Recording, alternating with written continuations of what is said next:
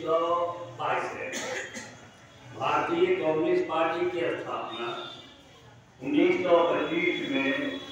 26 दिसंबर को ही कानपुर में हुई थी। हम आज पूरे भारत में 97 हम इसकी जयंती मना रहे हैं। हम ऐसे मौके पर याद करना चाहते हैं उन लोगों को जिन्होंने कठिन परिस्थिति से जूझते हुए भारत में भारतीय कम्युनिस्ट पार्टी की स्थापना की। हम यहाँ चर्चा में करेंगे कि वो कौन सी एक नए स्थापना हो गई कि लोगों ने सोचा स्थापना कर दिया सो नहीं। इसके पीछे दुनिया की परिस्थिति, भारत में संघर्षों की जो किसान और मजदूर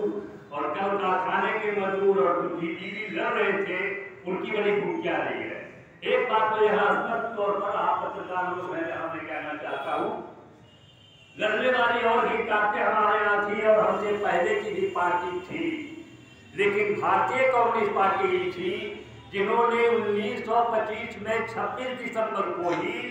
यह तय कर दिया कि हमारा एक लक्ष्य तो यह है कि हम जो ब्रिटिश साम्राज्यवाद हमारे देश में उपनिवेशी शासन कर रहा है, हम इसको बाहर करेंगे, यहाँ हटा देंगे। लेकिन साथ ही साथ ये कहा कि पूंजीवाद जहाँ कहीं भी हो और खासकर जो भारत में है, तो भारत में हम पूंजीवाद को भी पराजित करेंगे और सामंतवाद जो हमारे देश में है, यह भी इसको पराजित करेंगे। और हमारा लक्ष्य केवल अपना शासन बनाने वाला नहीं होगा, हमारा लक्ष्य होगा कि हम समाजवाद की स्थापना यहाँ करें, इसका लक्ष्य उसी दिन था। और आज हम क्या करना चाहते हैं, विभिन्न तरह की वो जो देश को तोड़ना चाहते हैं, जो फांसीवादी है ताकते, जो सांप्रदायिक ताकते हैं, जिनमें साफ तौर पर कहना चाहते हैं कि अभी दिल्ली में जिनकी केंद्र में सरकार है, वह हमारे देश में पुराने जो चीजें हासिल हुई है, उन हासिल चीजों को भी बर्बाद करना चाहती है। और इसीलिए आज हम तमाम ऐसे लोगों पर जिन्होंने देश की आजादी की लड़ाई में शिरकत किया, ऐसे तमाम लोगों को जो धर्मनिरपेक्षता में यकीन करते हैं, जो जलवादी पार्टियां हैं और वामपंथी पार्टियां हैं, कम्युनिस्ट पार्टियां हैं, इन सबों को एक बड़ा प्लेटफॉर्म बनाकर हमारे संघर्ष से पूरे देश में कि भाजपा को गद्दी से हटाएंगे और सही तौर पर एक ऐसी ताकत जो कि देश में शांति हिंदू मुस्लिम की बातों को मिटाते हुए हम एक मुकम्मल तौर पर करेंगे और पूरी बात को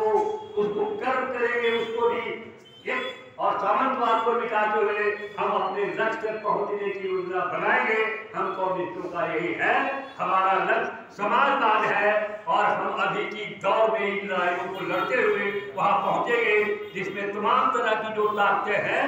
मैंने कहा ना कि वह जो गणवाद में यानी डेमोक्रेसी में विश्वास करती है, वह जो धर्मनिरपेक्षता में यकीन करती है, वह जो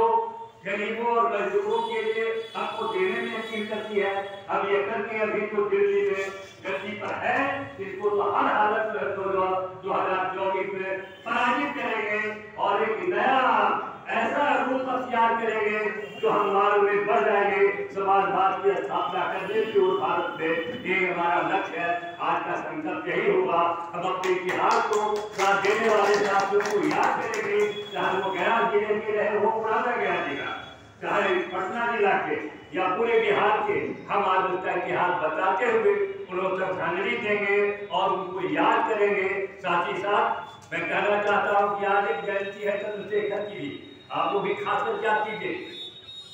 दो बातें इसमें कहना चाहता हूँ। जब चंद्रशेखर की जीत हुई तो एक वो क्या बीच में होता है जनरल इलेक्शन में नहीं,